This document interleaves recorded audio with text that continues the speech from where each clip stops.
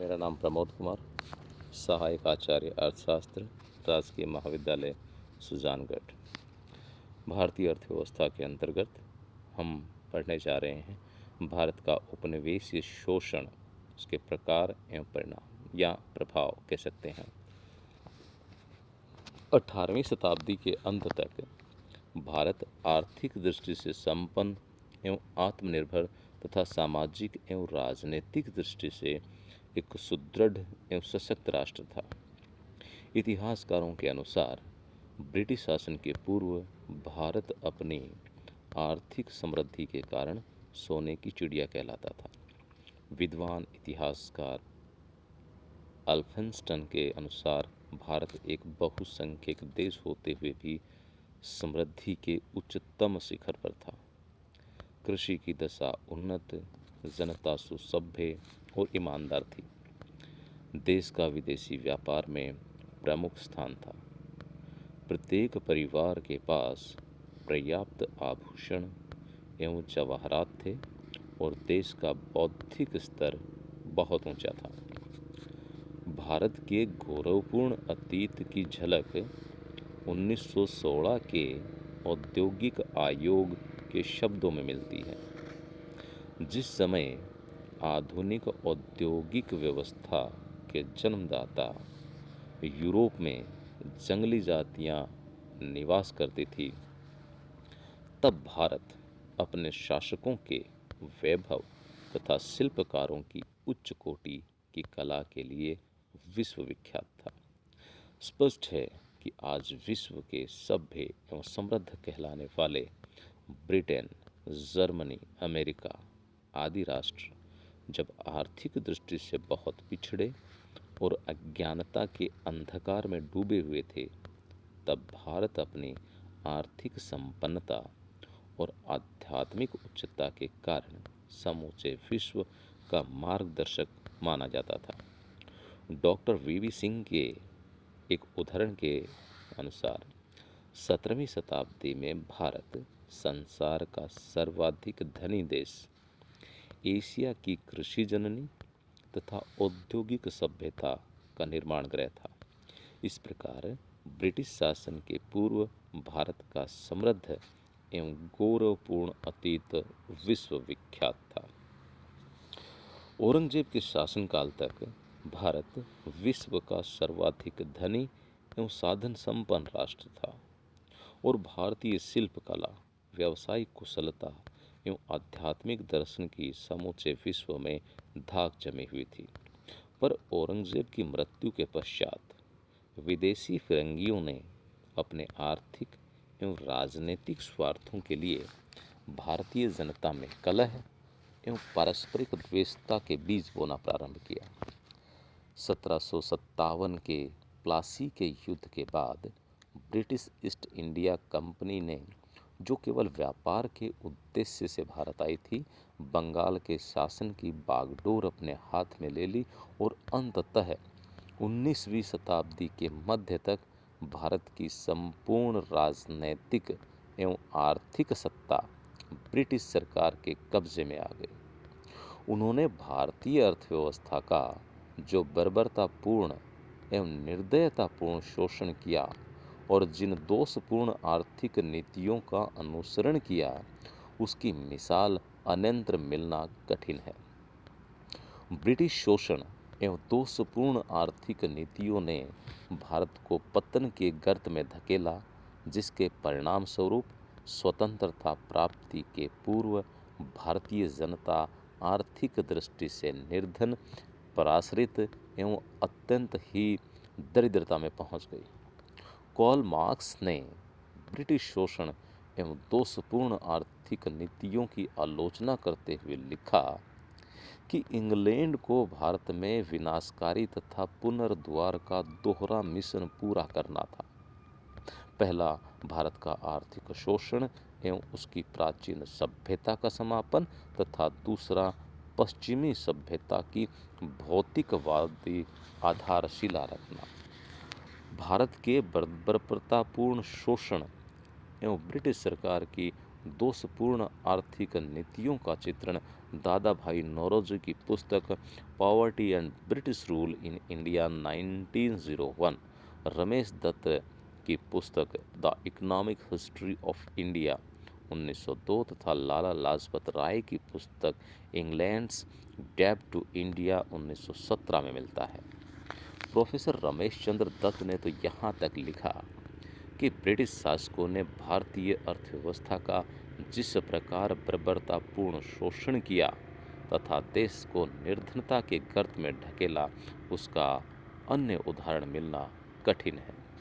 अब हम बात कर रहे हैं भारत में उपनिवेशीय शोषण के रूप और प्रकार की। भारत में ब्रिटिश शासन के उपनिवेश शोषण के कई रूप थे, जहां एक ओर कृषि क्षेत्र में दोषपूर्ण भूमि व्यवस्था लागू कर अनुपस्थित भूस्वामित्व से अपने शासन की नींव सुदृढ़ की, वहां दूसरी ओर औद्योगिक एवं व्यापार संबंधी दोषपूर्ण नीतियों से भारत के उद्योगों का पतन हुआ।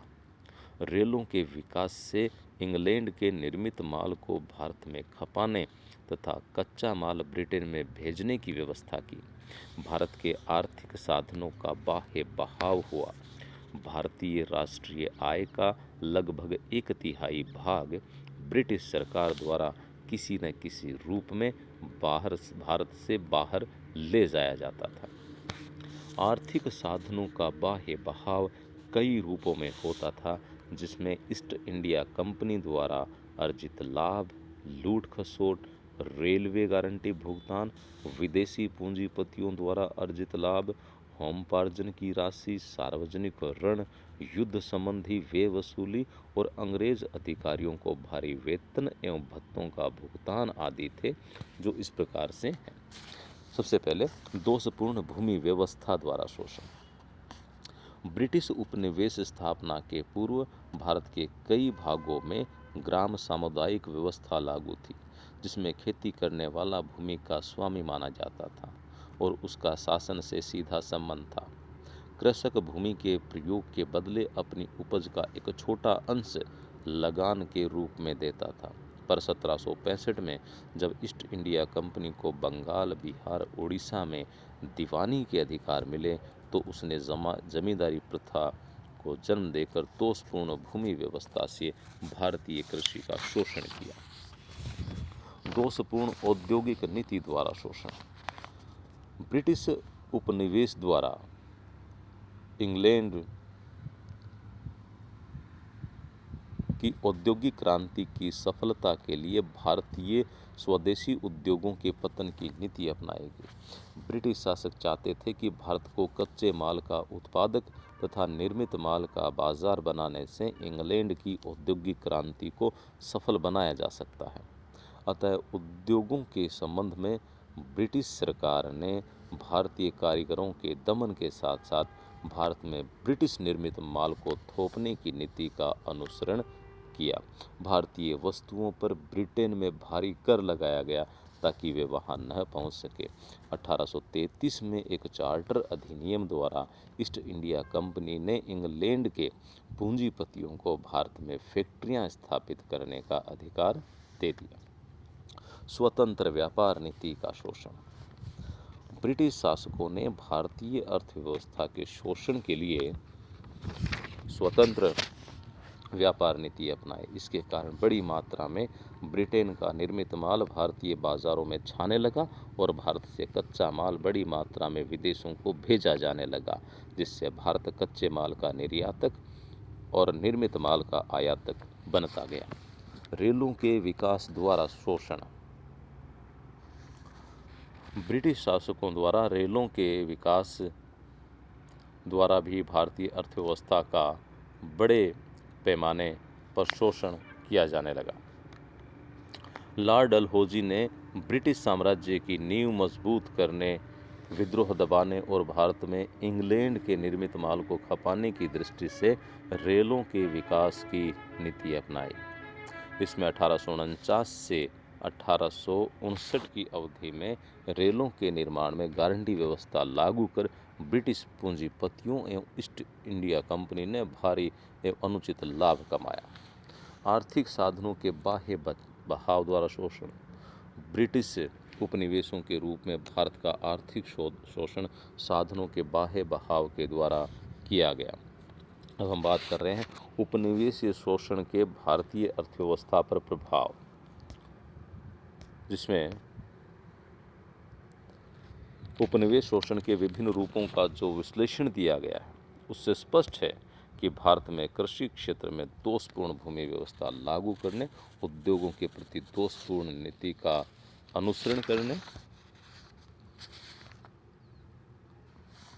के विकास में शोषण, स्वतंत्र व्यापार नीति और साधनों के बाह्य भाव से भारी आर्थिक क्षति हुई। कृषि क्षेत्र की दुर्दशा हुई, स्वदेशी उद्योगों का पतन हुआ एवं कारीगरों की दुर्दशा हुई। उपनिवेश शोषण नीति से भारत के स्वदेशी उद्योगों का पतन हुआ।